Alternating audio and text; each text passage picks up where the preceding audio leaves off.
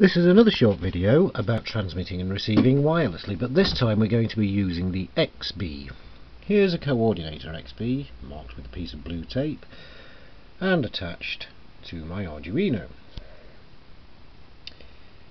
Here's an end device Xbee, attached to my other Arduino.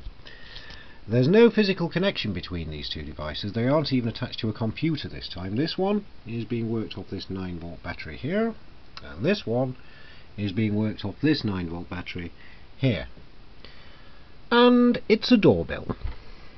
So, what we're going to do is when you press the button, it plays a really annoying tinkly piece of Mozart at you.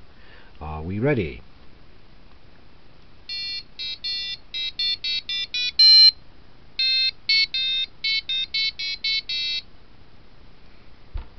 It's quite annoying, yes. Let's do it again.